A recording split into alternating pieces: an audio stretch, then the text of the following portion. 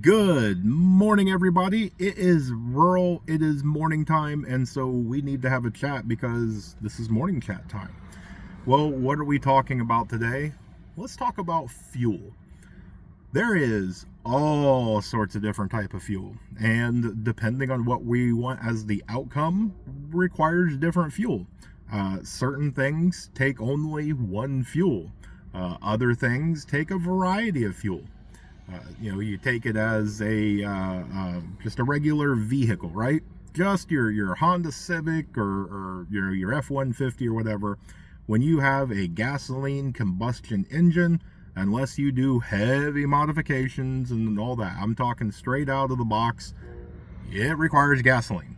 I mean, there is no ifs, ands, or buts. Okay, you're not going to take and pour cream soda in there and have it run beautifully. Just doesn't work. So it requires a specific fuel. But on the opposite end, we require fuel, right? We need energy, and the way we get that is through our food. And we don't sit there and munch on pizza day in and day out, kind of like for dog food. You go and you buy kibble and you give your dog kibble every day. There you go. There's their fuel. But on human, we need a variety of fuel. We need a variety of different minerals and different vitamins and all sorts of different things in order for us to function and do all the things that our body needs. So when it comes to fuel, we have to look, is it specific, right? If we need a fire, well, there's lots of things that burn, right? It doesn't necessarily have to be wood. Now, granted, wood is the preferred method of having fuel, but doesn't necessarily have to be strictly wood. When we look at a lot of different things that, whether it is preparedness related or not preparedness related, a lot of things require fuel. And fuel does not necessarily have to be a tangible thing. It doesn't have to be something that you can see, smell, touch, all that. Most things are, right? I mean, we talked about for your generator. You can get a gas generator. You can get a bi-fuel where it's gas and diesel.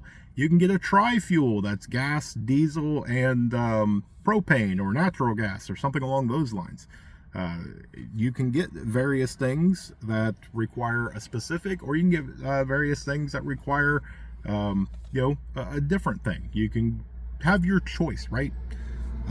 And those are good because when you have something like a generator that is like a tri-fuel, it gives you options, and that's a good thing, right? Because sometimes the gas that you had, there's an accident. The fuel can had a leak. It got stolen. It got dropped and spilled or whatever. And the next thing you know, you don't have any gasoline. Well, what are you going to do with that generator? If it is, a bi or a tri-fuel, well, now you have other options available to you. And that's a good thing in the preparedness world, to be able to keep options open so you have a backup plan and maybe even a backup plan to that backup plan. But we need to take a look into ourselves and the things that we have. First and foremost is you yourself, your body, and make sure it has the fuel that it needs, as well as all the different things that's going to require fuel. Whether that is a generator, whether that is anything else that is power related, do you have the fuel in order to make that operate as best as possible, right? Hopefully as optimal as you possibly can, but at least get it to where it is functioning and serving a purpose.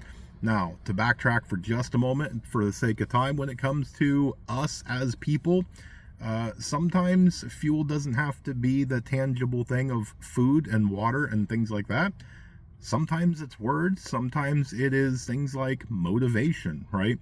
We need the fuel for our minds to work and to be functional. Sometimes we need to be tested. Sometimes we need things to where it gives us something to think about and give us deep thought, right? We really have to weigh out some options and try and consider it more deeply than just looking at something at face value. So hopefully that's what I try and do with these morning chats. But hopefully you guys do that. Hopefully you go through and you know, play some sort of game or brain teaser. You do some puzzles. Maybe you have somebody that you bounce ideas off and challenge each other. But to be able to have that to where you're exercising your mind, we need fuel for that too. And I think that's very important and often overlooked. So, but that's what I've got for you guys today. I hope you guys have a great day, an amazing day, and a blessed day. Stay tuned because there's more information to come. And with that, remain united because we're all prepping in this together.